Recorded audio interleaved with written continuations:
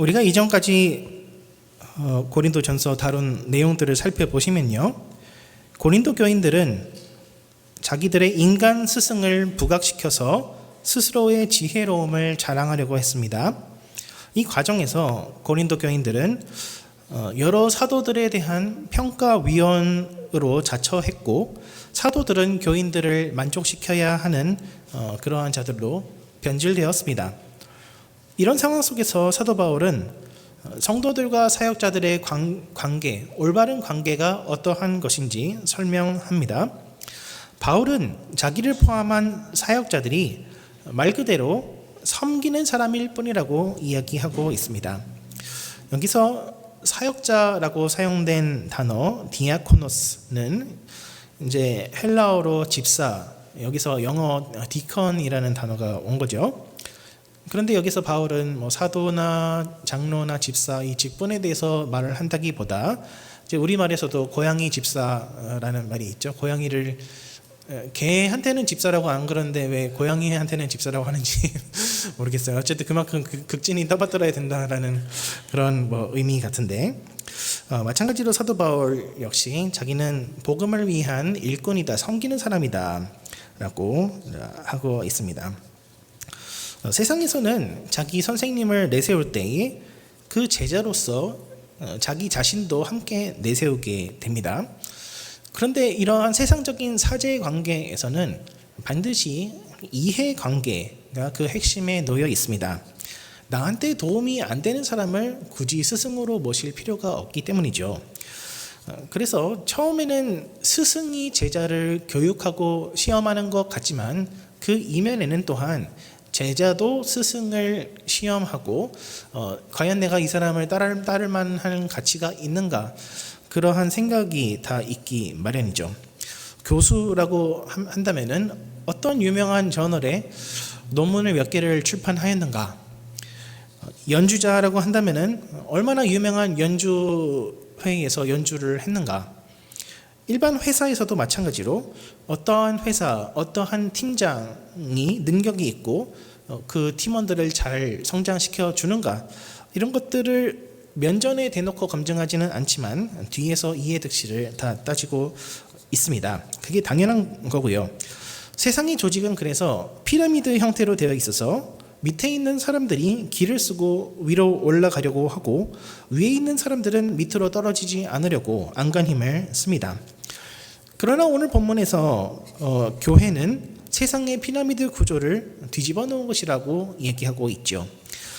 사도들은 성도들이 떠받들어 모셔야 하는 스승이 아니라 집사 혹은 봉사자라고 하며, 이 봉사자들은 하나님께서 성도들의 신앙 성장을 위해 직접 세우셨다라고 얘기하고 있습니다.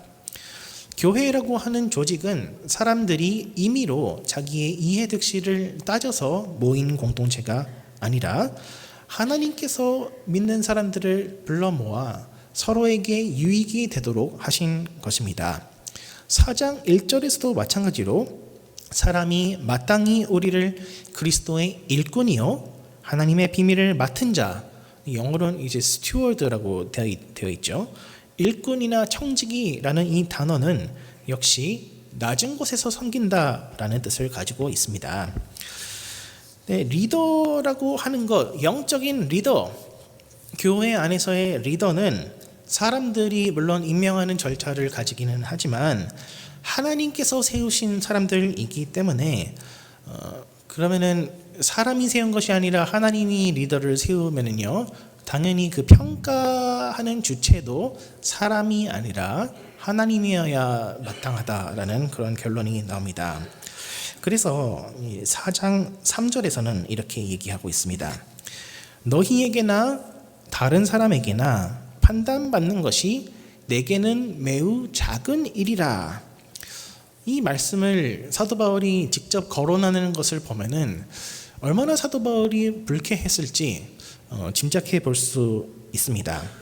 사도 바울은 정말로 극심한 박해 가운데에서 고린도 교회를 개척했는데, 이제 좀 고린도 교회가 살만해지니까 그 교인들은 사도 바울을 느긋하게 앉아서 평가하고 있는 것이죠. 그런 바울은 너희들이 나를 뭐라고 평가하든지 간에 나는 신경 쓰지 않는다라고 말하고 있는데요. 그 이유를 설명합니다. 나도 나를 판단하지 아니하노니 내가 자책할 아무것도 깨닫지 못하나 이로 말미암아 의롭다함을 얻지 못하노라. 다만 나를 심판하실 이는 주시니라. 바울은 고린도 교인들에게 자기가 책 잡힐 만한 일을 한 적이 없다라고 항변하면서도 설령 잘못한 것이 없다고 하더라도 자기의 의로움은 행위에서 나오는 것이 아니라고 얘기하고 있습니다. 여러분, 이불킥이라는 용어를 아시나요? 아니면은 침대에 가만히 누워 있다가 갑자기 옛날에 내가 왜 그랬지라는 생각이 떠오르면서 이불을 걷어차 본 적이 있으신가요? 그거를 이불킥이라고 하는데요. 젊었을 때에는 이제 가진 것이 별로 없기 때문에 또 이뤄놓은 것이 별로 없기 때문에 우리의 행동 반경이 넓습니다. 나이가 들어갈수록 누구든지 이뤄가는 것들이 생기기 때문에 그만큼 행동 반경이 좁아집니다. 그런데요, 저는 참 우리 교회 청년들을 보면서 어떻게 이렇게 귀한 청년들이 있나 하는 생각이 들 때가 많은데요. 제가 청년 때는 그렇지 않았다라는 말이기도 하고요. 그래서 저는 어렸을 때 알고 지내던 사람들과 가급적이면 안 맞춰주고 싶어요. 왜냐하면 제가 얼마나 신앙생활을 날라리로 했는지 다 알고 있기 때문에 거짓말을 할 수 있기 때문이죠. 우리 청년들 비록 지금 가진 것이 없다고 하더라도 현재 하는 모든 선택들이 굉장히 소중하고 비중이 있다라는 것을 지금부터 생각하셨으면 좋겠어요. 저는 그러지 못했지만 리더로 섰으면은 가급적이면은 끝까지 버티십시오. 물론 지금 그만둬도 뭐라고 하지는 않아요. 하나님이 감히 리더를 그만둬 하면서 벌을 주시거나 그렇게 하지는 않습니다. 그러나 나중에 돌아보면은 부끄러워집니다. 내가 그때 조금만 더 참을 걸 하는 그런 부끄러움이 제 개인적으로 항상 남아 있더라고요. 그래서 다음번에는 더 잘해야지, 다음번에 조금 더 잘해야지라고 하는 그 마음이 생겨야지 청년이 아닌 거죠. 그렇지만 교회를 선택하는 문제에 있어서도 마찬가지로 한번 교회를 정하셨으면은 가급적이면 바꾸지 마십시오. 그리고 다니시는 현재 교회에 정을 주시고 최선을 다해서 열심으로 봉사하십시오.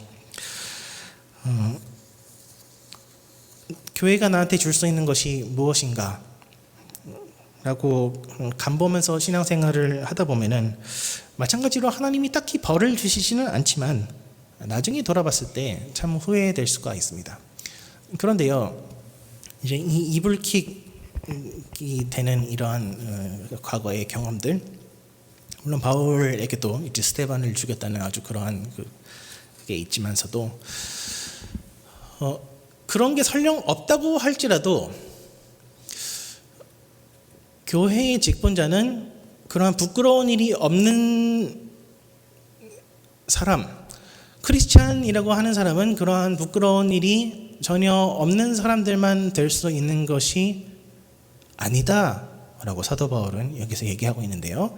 나의 의로움은 나의 양심으로부터의 어떤 가책도 발견할 수 없다라는 점에서 나오는 것이 아니라 하나님만이 나를 판단하신다라고 얘기하고 있습니다. 심지어 남들이 뭐라 하든지 나는 신경 쓰지 않겠다 이렇게까지는 할 수 있어도 나 자신도 나를 판단하지 않겠다라고 하는 것은 굉장한 것이라고 저는 생각하는데요.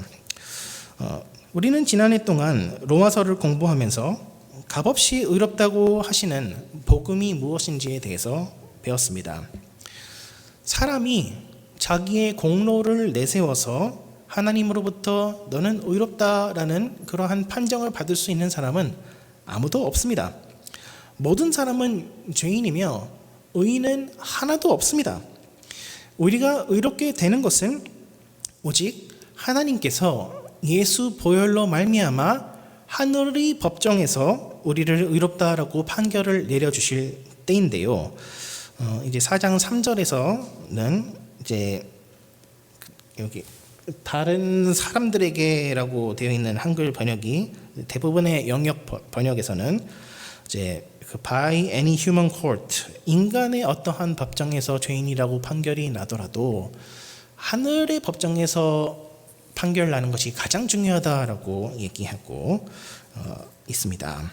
그러니까 무슨 인기 투표에 연연할 필요가 없고, 다른 사람들이 심지어 내 자신이 나를 뭐라고 생각하든지 간에 신경 쓸 필요가 없다라고 바울은 얘기하는데요.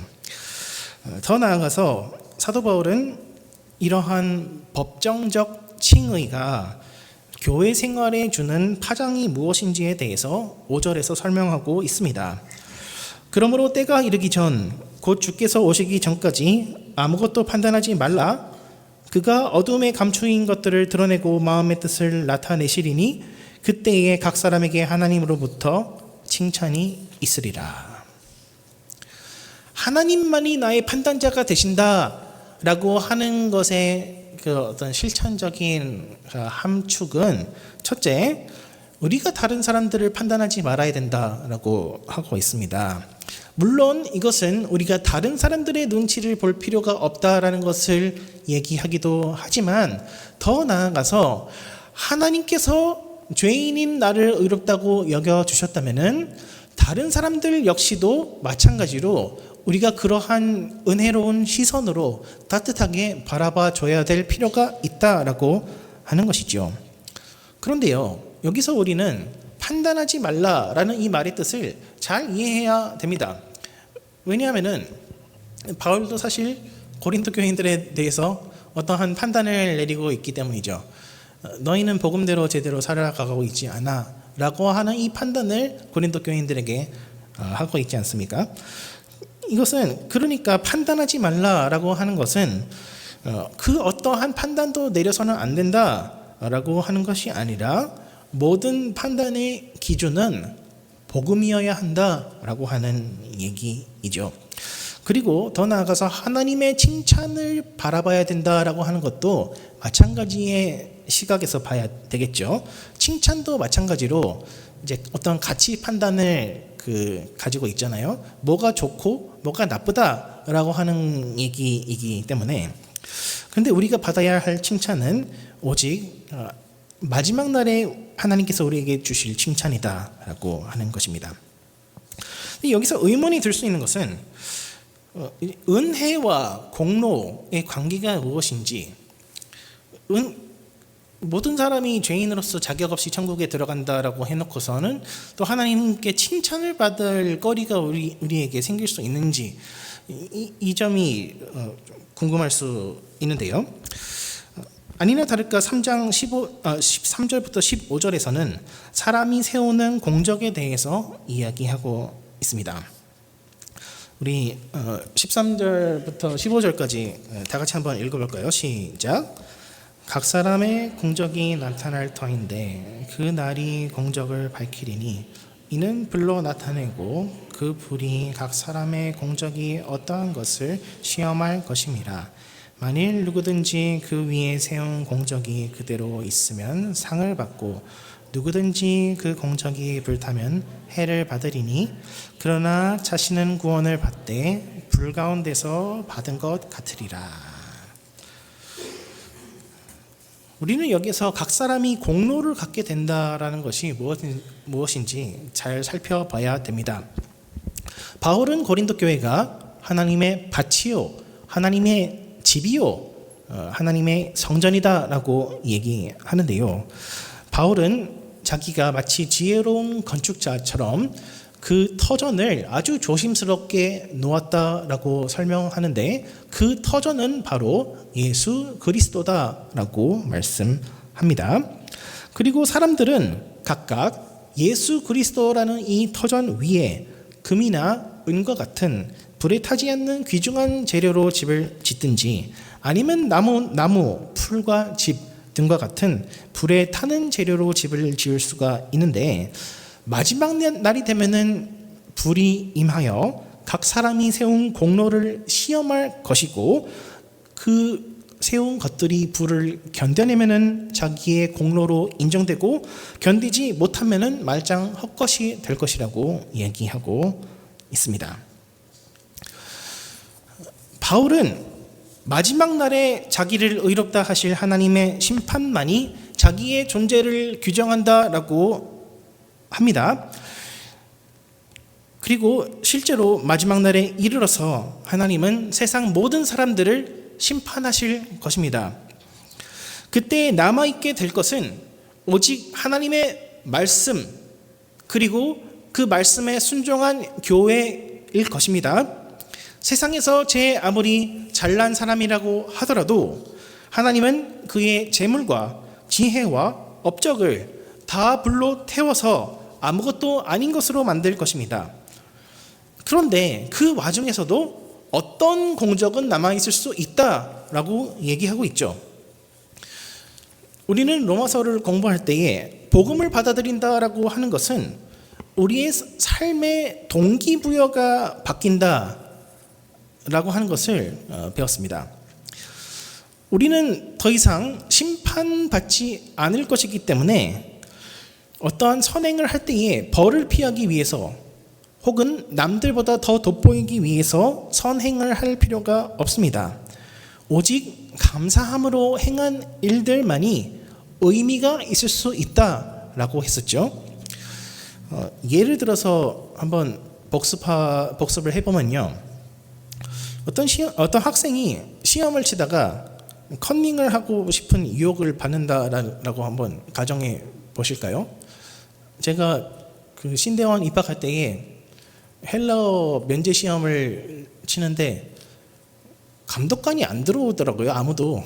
그래서 가방에는 분명 그 문제가 들어 있고, 이거 신학교까지 와가지고 이거를 봐야 되나, 그런 유혹이 잠깐 뇌리를 스쳐갔지만은 그럴 수 없노라라고 하고 열심히 해서 통과할 정도의 성적은 받았습니다. 그런데요, 여기서 컨닝을 하지 않는 이유가 감독관에게 혹시나 걸려서 학교에 소문나면은 내 학교 생활이 굉장히 괴로워질 것이기 때문에 컨닝을 하지 않는 것이랑, 아니면은 공정, 정직이라는 이 가치 자체가 좋아서 하나님께서 나에게 이 허락하여 주신 이 시험의 시간을 정말 정결한 마음으로 치고 싶다라는 마음으로 하는 것이랑 두 개가 차이가 있을까요, 없을까요? 겉으로 보기에는 차이가 없겠지만 전자의 경우에는, 그러니까 내가 감독관에게 걸리지 않으리라는 가능성만 보장이 된다면은, 전자의 경우는 언제든지 컨닝하고 싶다라는 그 마음이 그 마음속에서 이렇게 샘솟고 있는 거죠. 근데 그 후자의 경우에서는 내가 원해서 그것이 옳은 것인 거를 아니까, 옳은 길로 행하는 것이 나에게 유익이 되는 것을 아니까 선을 택하는 거죠. 이 벌을 받지 않기 위해서 죄를 안 짓는 것은 한시적입니다. 그리고 상황이 바뀌면 언제든지 돌변할 수 있는 것입니다. 그러니까 그것은 나의 인격 수행에 전혀 도움이 되지 않습니다. 그러나 선이 좋아서 한 것은, 하나님께 감사해서 선행을 선택한 것은 우리의 어떤 그 영성 수양에 도움이 되는 것이죠. 영적인 그 성격의 발전이 있게 되는 것이죠. 교회를 섬기는 일도 마찬가지다라고 할 수 있지 않을까요? 하나님께서는 예수 십자가 복음을 교회의 터전으로 삼으셨고, 각 사람이 교회를 통해서, 복음을 통해서 성장하기를 원하십니다. 각 사람의 신앙이 세워져 나간다라고 하는 것을 바울은 성전이 세워져 나간다라고 빗대고 있습니다.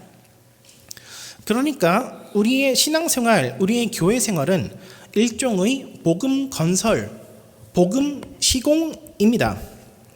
예수 안에서만 의롭게 된다라고 하는 것을 나도 알고 다른 사람들에게도 전하는 것이 바로 복음 시공이지요. 다시는 벌을 받는 것이 무서워서 죄를 안 지으려고 하는 것이 아니라 나를 무조건적으로 용서해 주시는 십자가 사랑에 감사해서 살아가는 것이, 그 사랑을 전하는 것이 복음 시공입니다. 그런데 고린도 교인들은 복음을 세워나가는 것이 아니라 오히려 무너뜨리고 있었습니다. 죄인을 의롭다 하시는 하나님 아버지의 판결만이 중요하다라고 가르치는 것이 아니라 세상적인 관점으로, 세상적인 지혜의 관점으로 판단을 받는 것이 더욱 중요하다라고 가르쳤기 때문이죠.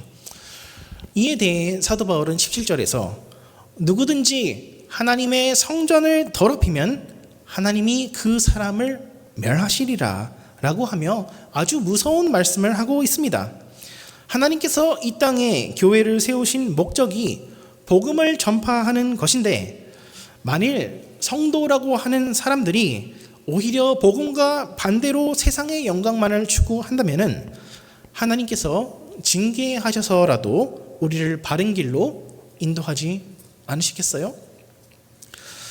그런데 이 불이라고 하는 것은 그러므로 단지 어떤 종말론적인 세상 마지막 날에 가서 불이 있을 것이다 라고 하는 얘기를 넘어서 이 땅의 교회를 이끌어 가시고 돌보시는 하나님의 그 섭리, 훈육의 손길까지도 포함하는 것이라고 볼 수 있겠고요. 생각해 보면 당연한 거라고 할 수 있죠. 하나님께서 세상을 창조하신 이유가 무엇입니까? 그것은 바로 은혜가 은혜되기 위하여 하나님께서는 세계를 창조하셨습니다. 아담을 창조하실 때에 예수 그리스도의 십자가를 염두에 두고 세상을 창조하셨습니다. 그러므로 그 세상의 마지막 날에는 예수 그리스도의 십자가 은혜만이 우리 세상 가운데에서 드높여지는 것이 이 온 세상의 그러한 진행 과정, 그 진행의 목표, 역사의 목적이라고 하는 것이지요. 마지막 날에 하나님께서 결국 세상을 다스리게 될 것이다 라고 하는 것은 성도들에게는 기쁜 소식이라고 할 수 있습니다. 비록 불의 심판, 공로가 불탈 것이다 라고 하는 아주 무서운 말씀들이 나오고 있지만은 이 말씀은 사실상 희망의 말씀이요, 소망의 말씀입니다. 왜냐하면은 마지막에는 믿음과 소망과 사랑밖에 남지 않게 되기 때문입니다.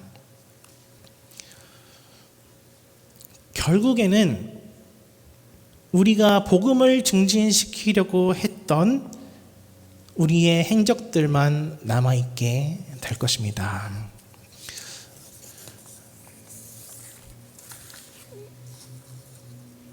두려워서 하는 일이 아니라 하나님께 감사함으로 행한 일들만이 의미가 있다라고 했었죠. 교회를 섬기는 일도 마찬가지로 두려워서 벌을 받기 싫어서가 아니라 내가 다른 사람들한테 조금 이상한 사람으로 비춰질까봐 교회 생활을 하는 것이 아니라, 봉사 생활을 하는 것이 아니라, 오직 하나님께서 나에게 주신 은혜가 너무나도 크기 때문에 하나님께서 나에게 붙여주신 주의 몸된 교회 공동체를 마음 다하여 사랑하여 섬기겠습니다. 이러한 마음으로 섬긴 일들만 하나님께서 합격, 불에 통과할 수 있음이라는 판결을 내려주시고, 그렇지 아니하고 우리가 세상적인 마음을 동기를 가지고서 행한 모든 일들은 결국에는 다 의미 없이 사라지게 될 것이다 라고 하는 이야기이지요.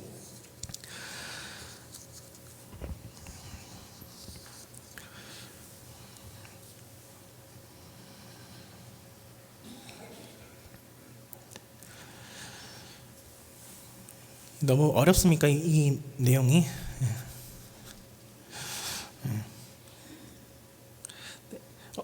우리는 어떠한 동기로 교회를 섬기고 있는지 잘 한번 살펴봤으면 좋겠습니다. 우리가 직분을 받고 우리가 리더로 섬기고 하는 것이 그냥 세상에서 혹은 교회 공동체 내에서 괜찮은 사람으로 보여주기 위해서 하고 있는 것입니까? 아니면은 무너져가는 교회를 일으켜 세움으로써 나 자신의 존재 가치를 증명하기 위해서입니까? 혹은 나의 예전의 실패들을 만회하기 위해서 섬기시고 계신지요? 혹은 다른 사람들의 생각은 틀렸고 내 생각이 맞다라는 것을 증명하기 위해서 섬기고 계시지는 않은지요? 이런 것들은 다 인간적인 동기들입니다. 이런 마음으로 시작한 교회 일들은 생각해 보시면은 분열과 다툼으로 귀착될 수밖에 없어요. 왜요? 사람의 영광을 추구하는 것으로부터 시작됐기 때문이지요. 그것은 다 인간적으로 내가 적어도 누구보다는 낫지라고 하는 것입니다. 그것은 예수 그리스도께서 자격 없는 죄인을 용서해 주셨다라고 하는 이 복음의 메시지와는 아무런 상관이 없는 일들입니다. 그렇게 해서 싸우고 분열되면은 결국에는 남는 것이 없고 그 모든 일들은 불의 시험을 통과하지 못하게 됩니다. 그러나 사랑이 있으면은 불의 시험을 통과할 수 있게 됩니다. 물론 우리는 사랑으로 시작했다가 그 사랑이 식을 수도 있습니다. 교회 일을 하다 보면은 나만 고생하는 것 같고 누구 하나 알아주는 사람이 없는 것 같이 느껴질 때도 있습니다. 그럴 때에 우리가 붙잡아야 할 것은 사랑, 곧 하나님의 사랑입니다. 교회 봉사는 힘든 것이 맞습니다. 교회 봉사는 외로운 것도 맞습니다. 누가 내 봉사를 제대로 알아주지 않는 것도 맞습니다. 그러나 우리가 사람의 칭찬을 받기 위해서 일하는 것이라면은 그것은 복음을 위해서 일하는 것이 아니게 됩니다. 대가를 바라고 하는 것이 아니라 하나님께서 나에게 이렇게 큰 구원의 은혜, 용서의 은혜를 주셨는데 하나님께 감사하는 마음으로, 하나님을 사랑하는 마음으로 주의 몸된 교회를 좀 섬겨야 되겠다. 나는 그 마음이 있어야지만 긍정적인 동기부여를 가지고서 일을 계속해 나갈 수 있습니다. 왜요? 바로 사람들이 내 마음을 아프게 한 것보다 내가 하나님의 마음을 아프게 한 것이 더욱 크다라는 것을 고백할 수 있다면은 비록 사람들이 나를 서운하게 할지라도 감히 내가 하나님의 마음을 아프게 한 것과 비교할 수 없기 때문입니다. 사람들이 나에게 상처를 줄 때에 오히려 내가 하나님께 수많은 상처를 드렸음에도 불구하고 나를 이렇게 큰 사랑으로 아직까지도 붙잡고 계신다는 것을 본다면은 우리는 불평하는 마음이 아니라 감사하고 사랑하는 마음으로 하나님께서 나에게 붙여주신 공동체, 비록 연약하고 부족한 공동체라고 할지라도, 배은망덕하고 뒤통수를 치는 공동체라고 할지라도 바울처럼 사랑하는 마음으로 인내하고 교정해 나갈 수 있는 것입니다. 사랑은 오래 참습니다. 사랑은 시기하지 않습니다. 사랑은 자랑하지 않습니다. 사랑은 모든 것을 견딥니다.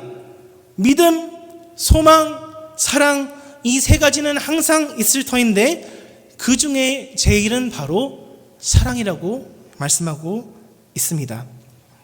우리가 무슨 멋들어진 지식이 있어서 사람들이 깜짝 놀랄 만한 강의나 설교를 한다고 해도 사랑으로 하지 않은 것은 아무 소용이 없고 오히려 방울이 울리는 소리와도 같다라고 말씀합니다. 오직 두려워하는 마음이 아니라 하나님을 사랑하는 마음으로 행한 일들만이 영원히 남으며, 사랑으로 한 일들은 설령 누가 알아주지 않는다고 하더라도, 사람들이 나의 진심과 호의를 짓밟는다고 하더라도 하나님만은 다 지켜보고 계십니다. 그 하나님께서 우리가 행한 사랑의 실천들을 무의미하지 않다라고 판결 내려 주실 것입니다. 마지막 날에 우리가 우리의 인생을 되돌아볼 때에 살아가는 동안 사랑으로 행한 것들이 많은 사람은 하나님께 감사 찬양을 드릴 수 있을 것입니다. 이렇게 부족한 죄인을 통하여서 이렇게 많은 은혜를 주셔서 이러한 조금의 일이라도 맡겨주셨군요. 행하게 하셨군요. 감사합니다 라고 할 수 있는 반면에, 마지막 날에 되돌아봤을 때에 복음을 받아들이기만 하고 남들에게 나눠주지 않은 사람들,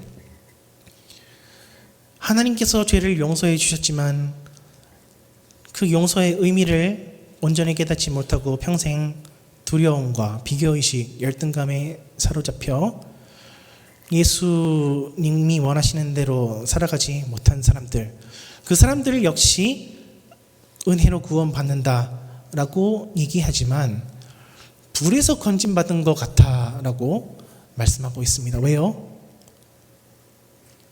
복음을 따라 행한 것이 아무것도 없기 때문이죠.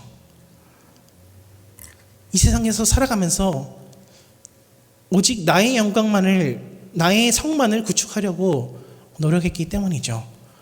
하나님의 영광을 위해서, 복음의 전진을 위해서 내가 한 것이 정말 아무것도 없음을 깨달을 때에, 물론 천국에서는 그 어떤 슬픔, 부정적인 그 쓰라림, 그 쓴뿌리는 없겠지만서도 정말로 하나님께서 이런 나라고 할지라도 구원해 주셨구나 라는 것은 깨달을 수 있을진데, 내가 세상에 살면서 이거를 깨닫지는 못했구나 라는 것 또한 발견하게 되겠지요.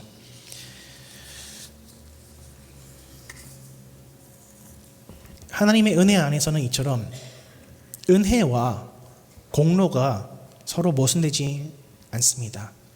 불에서 건진받은 구원, 불의 시험을 통과하는 공적이라고 하는 것들이 말이 될 수 있는 것입니다. 말씀을 맺겠습니다. 하나님은 우리 모두를 건축자로 부르십니다. 교회는 하나님의 성령이 거하시는 성전이요, 값없는 용서와 무조건적인 사랑이 퍼져나가는 전초기지입니다. 하나님의 사랑의 그 의미를 잘 깨달아 다시는 우리 자신의 영광을 내세우기보다 하나님과 교회를 사랑하는 마음으로 겸손하게 인내하며 섬겨나가는 저와 여러분 되시기를 주님의 이름으로 축원합니다. 기도하겠습니다. 하나님 아버지, 감사합니다. 우리가 무엇이건대 하나님의 사랑을 알게 하시며 그 사랑을 전하게 하시나이까.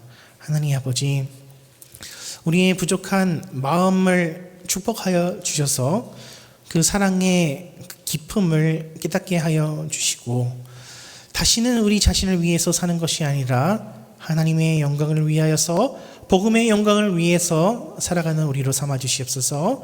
감사드리며 예수 그리스도 이름으로 기도드리옵나이다.